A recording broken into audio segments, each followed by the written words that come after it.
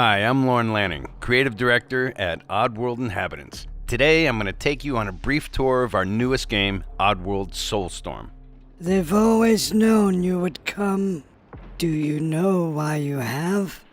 In Soulstorm, you reprise the role of Abe, accidental hero turned unlikely leader of an emerging revolution, as you do battle through weird and wonderful environments in an effort to escape the all-powerful and eternally greedy Gluckons. We really wanted to bring this world to life with what we call 2.9D platforming, which adds much more depth and immersion for the player. This sense of connection is also reinforced through the use of the DualSense's haptic feedback, as you'll now be able to feel Abe's heartbeat in high alert and suspenseful situations. There are well over 1,000 fellow Mudokons that you must try to save along the way. But they are far more than helpless workers looking to be saved. When used effectively, you'll be able to solve puzzles, harness their combined energy, and be given the tools they need to fight alongside you. And there will be times when the extra hands will be needed as you face off against an array of heavily armed enemies that will stop at nothing to find and end Abe once and for all. In order to stand a chance against this much larger threat, we gave Abe the ability to scavenge, loot, and pickpocket items from his surroundings and use them to craft an impressive arsenal of his own that he can share with others.